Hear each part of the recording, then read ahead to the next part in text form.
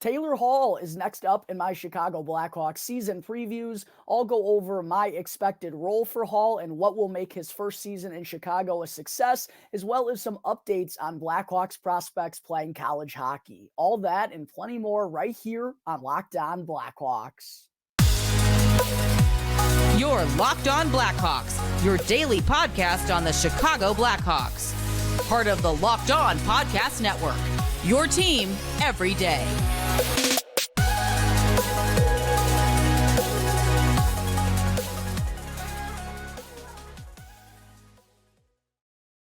What's up, everyone? Welcome on in to another episode of Locked On Blackhawks, part of the Locked On Podcast Network, your team every day. As always, thank you all for making the show your very first listen. Here to start off your day, I'm your host, Jack Bushman. You can go and follow me out on Twitter at Jack Bushman2, or you can go and check out my Strictly Blackhawks account at Talkin' Hockey for all the latest Blackhawks news and updates. And as always, make sure to go and smash that like button down below, comment, and subscribe as well if you haven't done so already. If you're listening to the audio version of today's episode, make sure to be downloading all of the latest episodes as the start of the regular season is right around the corner. And if you're a daily listener and like what you're hearing, please be sure to go and leave me a review as well. I greatly appreciate all the support with the start of the regular season just a couple of weeks away. I also got to let you know that today's episode of Locked On Blackhawks is sponsored by FanDuel. Sign up today and visit fanduel.com/lockedon to start earning bonus bets with America's #1 sportsbook. All right, enough of that. Good afternoon, everyone. As always, thank you all for joining me on another episode of Locked On Blackhawks, your one-stop shop for all things Chicago Blackhawks. And to kick things off on the show here today, first, let me just say, I hope everyone's Wednesday is going fabulous up to this point thus far. And I'm sure, as all of you can tell by now, it's time to get into my next Chicago Blackhawks season preview. And the thumbnail and the title obviously gave that away. I'm going to be getting into forward Taylor Hall's season preview here on today's show. 2023 first overall pick, Connor Bedard, of course, had the honors of going first, which I thought only made sense. And then the show on Monday that dropped went over Seth Jones's season preview. If you missed out on either of those and are wanting to get all caught up, you can easily do so on the YouTube channel, and make sure to hit that subscribe button while you're there as well. But getting into Taylor Hall, obviously it was a big addition made by the Blackhawks this summer, a deal that involved the Boston Bruins. Nick Foligno and Taylor Hall come over to Chicago while the Blackhawks send over a pair of pending RFA defensemen in Ian Mitchell and Alec Regula, both of which, quite honestly, their futures were really in question here. Mostly Ian Mitchell after, another season where he didn't get much of an opportunity, and it was clear that he kind of had been pushed out. Alec Regula, maybe, being a bit of a younger guy, still had some upside, but it was hard-pressed to find exactly where he was going to fit in terms of the long-term future. So a great move, obviously, by Kyle Davidson, sending those two to get Taylor Hall and Nick Foligno, a very fine move to take advantage of the Bruins' lack of cap space, which we're still seeing in the modern-day NHL. And Hall joins the Blackhawks with 2 years left on his current deal at $6 million, which, funny enough, actually makes him the highest paid forward on the Chicago Blackhawks this season. And I do want to add that he does have a 10-team no movement clause on his contract over the next 2 years, which maybe it's notable, maybe it's not. We don't really know how the Blackhawks are going to be looking, let alone at the trade deadline this year, a year in advance. But it is something to keep in mind if the Blackhawks are wanting to move Taylor Hall at that point in time. But I think this was an absolute slam dunk of a trade by Kyle Davidson, not only because of the reasons I just outlined, but also because of the role that Taylor Hall is going to be playing for the Blackhawks this season. And that's really where I start off these previews, is talking about the role that I expect each of them to have. And for Taylor Hall, it's pretty clear cut why he was brought into Chicago this offseason. It was to be a top line forward alongside Connor Bedard. And I think he's guaranteed to be locked into a top 6 spot all season long because of the skill set and the way that he plays the game. But I quite honestly would be shocked if Coach Luke Richardson moved him off of Connor Bedard's wing long-term unless something goes drastically poor, because taking a look at the Blackhawks roster, he's easily the guy that makes the most sense to play alongside Connor Bedard if Lukas Reichel is in fact going to be playing down the middle like we see at this very point in time. And taking a look at the rest of the Blackhawks roster, it's apparent why it was so key for Davidson to go out and acquire a true top six type of player in Taylor Hall, because there's just really no one else on this team that I think could keep up skill-wise and speed-wise with Connor Bedard, aside from maybe Andreas Athanasiou, but let's be real, he's still not a top six forward on a very good NHL team, not on a consistent basis at least. He's good for, pulling out a crazy goal of the year candidate every now and then, but the consistency has always kind of been an issue for Andreas Athanasiou. So I think it would have been a mistake for the Blackhawks and Kyle Davidson to not go out and get someone of Hall's stature here. And you got to give Bedard someone that he can keep up with and properly develop with, or else you're just going to kind of be holding him back. And developing Bedard is really priority number one for the Chicago Blackhawks this season. We know it's still too early for them to truly go and put a playoff push together. At least that's the expectations. Anything can happen in this crazy game of hockey, but it does still seem like we're a year or two too early for the Blackhawks to really be making that type of run. So yeah, priority number one from the offseason for this season, I should say, is developing Connor Bedard and bringing in Taylor Hall to be a top line guy with him. That's his projected role. It's pretty clear cut. I like him alongside Connor Bedard. And quite honestly, even though it's only been a week of training camp thus far, I thought those two have looked really good together. They've been moving the puck well, establishing a little chemistry, and they connected a couple of times in the scrimmages the last couple of days for the Chicago Blackhawks. So excited to see that, excited to see how Bedard and Taylor Hall continue to grow throughout the course of the season, because it's looking pretty good so far. But why I also think this was a smart move from the Chicago Blackhawks, and I've talked about this in a couple of crossover episodes recently, but Kyle Davidson has had kind of a habit of going after players who should be coming in and playing with a bit of a chip on their shoulder. And Taylor Hall, let's be honest here, Taylor Hall still has something to prove despite being, 31 years old now and being a 10, 11-year veteran, whatever, maybe even 12-year veteran at the NHL level after being the number one overall pick. But since he had that MVP season with the New Jersey Devils, where he was just absolutely bananas, he's kind of struggled and bounced around and hasn't been able to find a consistent home. He was a one-and-doner in Arizona, a one-and-doner in Buffalo. And in those two places in particular, obviously at those times, neither of those teams found a lot of success either. But he really struggled and just kind of looked like a flash of the player that once won the Hart Trophy just a couple of years ago. But he did go to Boston the last couple of years, and something did finally click in his first season with the Bruins. And that's why I kind of want to go through his stats here a little bit to give you all an understanding of what Taylor Hall's been doing these last couple of seasons.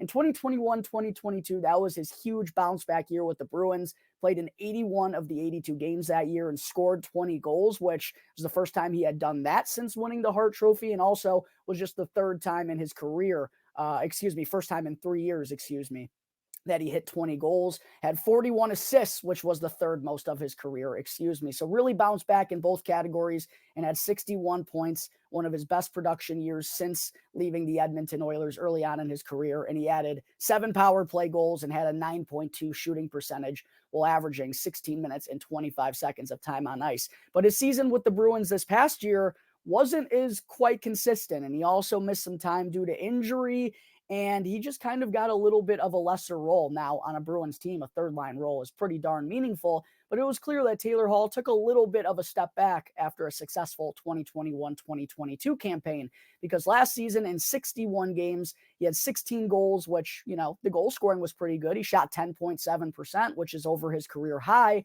but the assists dropped back down to just 20 in 61 games, which gave him 36 points total in 61, only had 4 power play goals as well. His time on ice was down under 16 minutes. So, and then of course the Bruins wind up trading him to Chicago. So now he's going to get an opportunity with the Blackhawks this year, one that he really hasn't gotten in quite some time. He wasn't playing consistent top 6 minutes with the Bruins. He was kind of a depth guy who was out there on the second power play unit.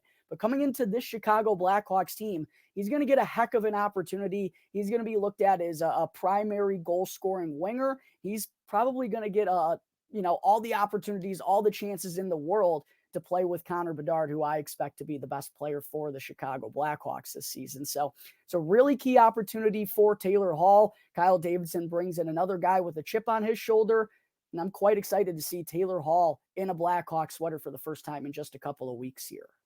All right, coming up in just a moment, folks, I will get into some projections for Taylor Hall's season and what I think will make this year a success as a whole.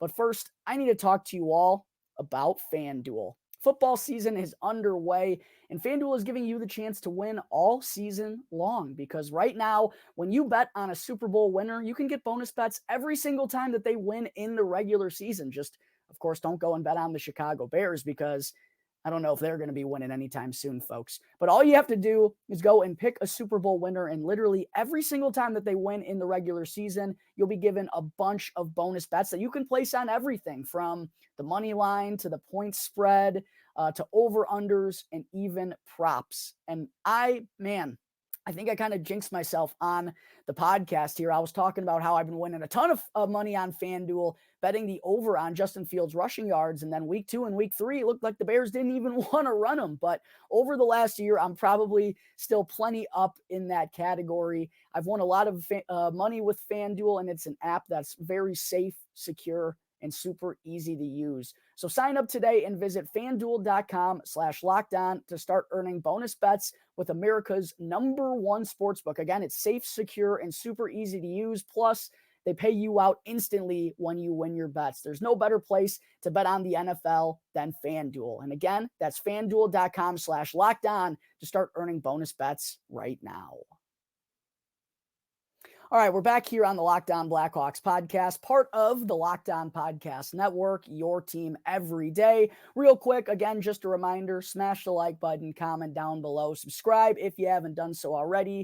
If you're listening to the audio version, make sure to go and leave me a review, preferably a 5-star one. I would always greatly appreciate that. And also make sure to go and follow Locked On Blackhawks on Instagram, as well, as I'm posting a lot of cool clips and just little cutouts from the show. I'm also finding a lot of just good content from a bunch of Bedard fan pages and a lot of cool Blackhawks stuff and videos that I've been posting there recently. So make sure to go and follow Locked On Blackhawks on Instagram as well. Subscribe to the YouTube channel. The start of the regular season is closing in, and you do not want to miss out on all things Chicago Blackhawks, all the latest news and updates right here on Locked On Blackhawks. All right, segment 2, carrying over from segment 1. Let's kind of get into the expectations that I have for Taylor Hall and what I believe would make for a successful season out of him in his first campaign with the Chicago Blackhawks. Priority number 1, as I mentioned during segment 1, is to come in and help Connor Bedard develop and help him succeed at the NHL level. And again, I think if the Blackhawks didn't go and get an outside body to bring into the top 6, they would have been doing a due diligence to Connor Bedard, because him taking that next step and growing and showing comfortability and just clear-cut progression, that's what we want to see this season, is him starting to understand and starting to figure out ways to take over games with the unique type of skill set that he has. But at the same point in time, this isn't basketball. You can't go out there and do it yourself. This isn't a game of one-on-ones. You need to have good teammates and good line mates and just a lot of depth to help you get the job done. And that's why Taylor Hall was brought in here. So I think the biggest thing for him is to show chemistry with Connor Bedard, get that connection, have the kid feeling comfortable, and continue to help him grow throughout the course of the season. I also think it's really important for Taylor Hall to come in and play with that edge, play like he's coming here to prove something. I almost feel like he's got to take a page out of the Max Domi mentality from last season, right? Where he came into the Chicago Blackhawks. I remember he's getting an opportunity with Patrick Kane out of the gate at the center position. And it's like, Max Domi's never been a good faceoff guy his entire career. He's never really been a true offensive-minded player. He's really been a sandpaper type of guy that can do offensive things every now and again. He threw all of that to the side and played with the purpose night in and night out. And, I expected him to cash in a little bit more in free agency on a long-term deal, but he's proven, that he's a guy that winning teams are going to want to have because he can give you a little bit of everything. But it really started when he came into Chicago and made the most of that opportunity. Taylor Hall needs to take a page out of Max Domi's playbook. Obviously, he's a much different type of player, much more finesse and skill to his game than Max Domi, but the same type of mantra. I'm going to prove all of you wrong. I'm probably not going to be here in Chicago long-term if I had to guess, but I need to make the most out of these 2 years to show everyone that I'm still a special type of player. I really think it's important for Taylor Hall to do that. And that's the expectation that I'm having for him to come in and earn everything day by day. Yeah, you were given this opportunity with Connor Bedard, but you're still going to have to make the most out of it to keep that spot, or else maybe Lucas Reichel gets a chance there. Maybe Andreas Athanasiou, maybe Tyler Johnson. You got to come in and do your job and do what you were brought here to do. Help Connor Bedard develop, establish that chemistry. Also help him off the ice as well, but come in and play with that edge, play with a purpose. That's what I'm expecting out of Taylor Hall this season. As far as what I think would make this a successful year for him, as I've said a couple of times, if there's a clear growing relationship, both on and off the ice, I think is important with Connor Bedard. If you start to see them really emerge as a top line threat for the Chicago Blackhawks team, I think that's what will make this a successful season, because while I do think they are going to be better offensively than they were last year for sure, with the steps that Lucas Reichel has been taking and just adding some depth in the bottom six as well. Nick Foligno, Taylor Hall. They also have some more offensive-minded defensemen on the back end, and Wyatt Kaiser and perhaps Kevin Korchinski too. But I still think this Blackhawks team is going to be looking up at Connor Bedard and Taylor Hall as the heavy lifters offensively. So if he can, come in and provide a true top-line threat for the Chicago Blackhawks offense, I think that would be what would make this a successful season for Taylor Hall. I also think he's got to come in and be ready to shoot, man, especially on the power play. I think that's really where I want to see the Blackhawks take this next step with Connor Bedard, because again, I don't think they have the whole slew of offense to be one of the better teams in the NHL, but I do believe they have the pieces, maybe not a top power play in the NHL, but to be gosh darn much better than they have been the last few years. Connor Bedard, if he's going to be playing at the right circle, I said this the other day, if opposing penalty kills don't know, they're going to find out the hard way. That kid can snap it off from the right dot and go top corner himself. Teams are going to have to respect that shooting lane, which is going to open up passing lanes and opportunities for a bunch of other people. I outlined that with Seth Jones being the quarterback of the power play.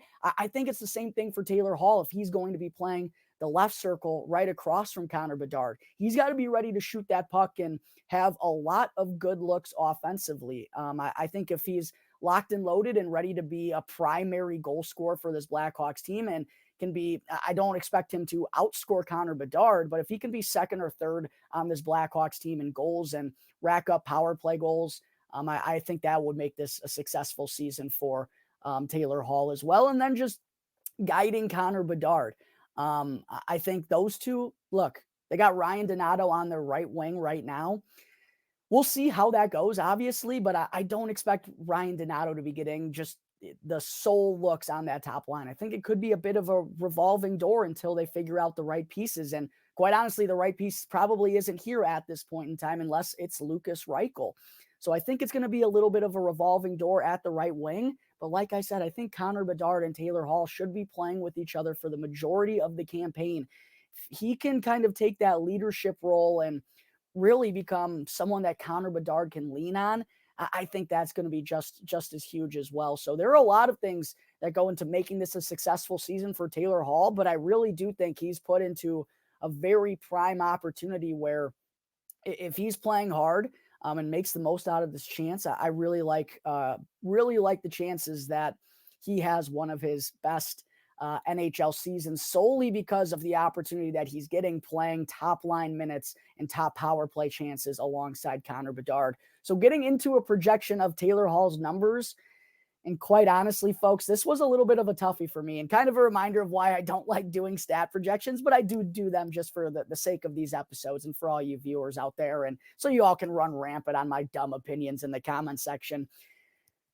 But gosh darn, if Connor Bedard is going to be as good as we all expect him to be, and I really expect him to be that good, the shot, the IQ, the recognition, the puck possession, how he can create for himself. I really think he has all the tools to come in and be a producer right away, particularly in the goal scoring department. And if he's going to be playing, if Taylor Hall is going to be playing with Bedard all year long, like I expect, and on the top power play unit for the Blackhawks all season, like I expect, these are the numbers that I put together. Let me know in the comment section if you think I'm crazy or not. But in an 82 game projection, I have Taylor Hall at 24 goals, 43 assists for 67 points, which I believe would be the third highest of his NHL career. I actually believe I have his stats pulled up right now. It would be the third highest of his NHL career. But that's what I expect out of Taylor Hall, because I think he's going to be playing 19, 20 minutes a night. He's going to be alongside the best player on the team who's a pure goal scorer. So that's why I have him jumping up so high in assists this year. And maybe 43 is too high. And I don't want to say this is the bar that I've set for Taylor Hall. If he isn't a 65-point player for the Blackhawks, it's a failure. That's not what I'm saying. This is just kind of my stab at what I think Taylor Hall can do if he clicks with Connor Bedard this season like I expect them to. So again, let me know what you think in the comment section, but I'm going 24 goals, 43 assists for 67 points in Taylor Hall at an 82-game projection. All right, folks, coming up in just a moment, don't go anywhere because I do have an intriguing update to provide you all with on a slew of Blackhawks prospects that are playing college hockey this fall. All right, segment 3, before I wrap things up, I had to be sure to mention real quick about the Blackhawks prospects that are playing college hockey this season. And it is a bit unfortunate that they have quite a slew of them because a lot of them aren't here at training camp. Obviously, we haven't seen Frank Nazar. There's just been a lot of guys, Oliver Moore, Sam Renzel, a lot of guys that we haven't gotten a look at and didn't get a look at either during the Tom Curver's prospect showcase. And it's sad because I do really enjoy keeping up with all these prospects and seeing how they're doing, seeing how their progression and development is going. But at the same point in time, I do have a lot of good news for you Blackhawks fans because the NCAA men's college hockey top 20 rankings dropped on Monday morning. And oh, baby, are there a lot of Blackhawks prospects that are set to be playing meaningful hockey this fall and winter for their respected collegiate programs. 9? Was it 10? Let me count real quick. 1, 2, 3, 4, 5, 6, 7, 8, 9, 10 Blackhawks prospects are on preseason top 20 ranked teams in men's college hockey, including 5 of them in the top 5. Coming in at number 1 in the men's preseason rankings is none other than Boston University, a program us Blackhawks fans are quite familiar with Alex Vlasic coming out of there in recent years, along with Drew Comesso this past summer. He spent the last 3 years playing there. Even Jake Wise began his collegiate career. Some of you, the true Blackhawks diehards, will remember Jake Wise. He played the beginning of his career at Boston University as well. They are the number 1 ranked team to open up the season. And of course, that's where Blackhawks second round pick Ryan Green from the 2022 NHL draft is slated to play his sophomore campaign. And what a successful freshman season he had for them last year. 31 points in 38 games, was a third line center that was really responsible both ways. Seems like a guy that is capable of playing the center position at the next level as well. A good face-off man from all accounts.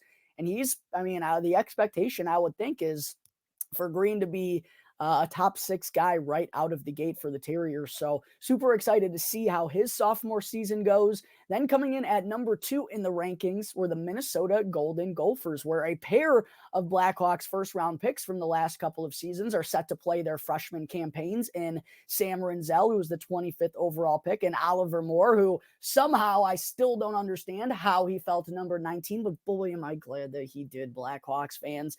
And by the way, if you didn't know, both of those guys are going to be rooming together as freshmen with Minnesota, which I think is a very awesome development to hear. Obviously, the hope is that they're Blackhawks teammates for a long, long time. So getting that connection with them as 18, 19-year-olds. Renzel might still even be 18. That's how young he is. Probably just turned 19. Either way, going to be interesting to watch both of those two get their feet wet in college hockey this season. Then we drop down to number 4, where we see the University of Denver Pioneers. Of course, we know that Aiden Thompson is going to be playing his second year there out in Denver, another program Blackhawks fans are familiar with. National champions from a couple of years ago, where current Blackhawks forward Cole Gutman was the captain. And Thompson, even though he's a couple years older, had a similar kind of role to Ryan Green with Boston University. Aiden Thompson, for most of the year, was the third line center for the Pioneers, but late in the season actually got bumped up to the second line center spot after being a point per game player throughout the regular season. Really excited to see Aiden Thompson take that leap, especially being a bit of an older ager there for Denver. And if all goes well, wouldn't be too surprised to see him make the leap to professional hockey. At number 5, we got the University of Michigan Wolverines. And of course, Frank the Tank Nazar, the 13th overall pick in 2022, is going to be playing his sophomore season there, but it truly does kind of feel like a rookie campaign for him after he missed a majority of his freshman season due to a lower body injury, which really sucked. He did come back, late in the year, but was a little bit of a shell of himself because didn't have a lot of familiarity with the team. Obviously was still kind of ramping himself up to game level, but I really missed out. I really want to see what that kid would have done with, Adam Fantilli and Luke Hughes on that team. But still a very good Michigan Wolverines roster coming back this season, and you got to believe Frank the Tank Nazar is expected to be a big part of it. And then at number 8, last team in the top 10 here that involves a Blackhawks prospect is St. Cloud State. And a lot of Blackhawks fans have probably forgotten about this guy, but Dominic Basse has played, I guess last season, he played some spectacular hockey for St. Cloud State, and early on in the year was one of the best goaltenders in all of the NCAA. I believe this is his final year of eligibility now, but a former 6th-round pick that has shown some upside, but at the same time, it is a goaltender group that already includes Arvid Soderblom, Jackson Stauber, Drew Comesso, and Adam Guyan. So Dominic Basse is really going to he's really going to have to be standing on his head if he wants to impress the Chicago Blackhawks enough to keep him around moving forward. Then at number 17, we have the University of Minnesota Duluth, where Wyatt Kaiser left last year after his junior season to come and join the Blackhawks. Dominic James, though, 6th-round pick from 2022, who also played for the United States at the World Juniors last year, is returning for his junior campaign, and I'd expect with the speed that he plays with, probably a second-line center role for Dominic James out of the gate. Don't quote me on that, but that's kind of my anticipation for him. Then right below Minnesota Duluth is number 18 with the Providence Friars, and there's actually a pair of Blackhawks defenseman prospects returning for the Friars this season, in Tage Harding, former 3rd-round pick, and Connor Kelly, who was a 7th-round selection. The latter of those two, quite honestly, I don't expect ever to sign his entry-level contract with the Blackhawks unless he goes absolutely bananas for the Friars this season. But Tage Harding is another interesting, big-bodied, left-handed defenseman. Does feel like at some point, though, with how many of those guys they have in the system, which, to be fair, having too many prospects is a good problem to have, feels like someone or a couple of these guys are going to have to go somewhere at some point in time. And Tage Harding feels like he really hasn't even stepped onto the Blackhawks radar yet, but a really big junior season for him coming up with Providence, a similar guy to Dominic Basse that's going to have to impress if he, I'm sure the Blackhawks will probably sign him, but if he wants to be part of their long-term plans, this is a really big year for him. And then rounding things out at number 20, Notre Dame and Landon Slaggert, who made kind of the bold decision to return for his senior campaign. But to be fair, junior season was pretty dog water. And really ever since a standout freshman season, Slaggert's kind of struggled, at least in the offensive department. Feels like his ceiling is kind of lowered a little bit, but he is a guy who plays a strong two-way game, is physical, and plays with a high motor. I would almost kind of compare his physicality and off-puck style to someone like Paul Ludwinski, but the last 2 years has not gone very well for Slaggert with the Fighting Irish. Hopefully for his sake, he bounces back and has a big senior year, but there is still some debate as to whether or not he's going to sign his entry-level contract with the Blackhawks after being the 79th pick for them just a handful of seasons ago. All right, folks, I think that is going to wrap up today's episode of Locked On Blackhawks. As always, thank you all again for tuning into the show, and be sure to go and smash the like button, comment down below as well, and subscribe to Locked On Blackhawks on YouTube if you haven't done so already. If you're listening to the audio version of today's episode, you can go and follow for free wherever you may be listening to your podcasts. As always, I'm your host, Jack Bushman. Go and show me some love at Jack Bushman2 on Twitter, or you can go and follow at Talkin' Hockey for all the latest Blackhawks news and updates. So until tomorrow's episode, that's going to do it here for the Locked On Blackhawks podcast, part of the Locked On Podcast Network, your team every day.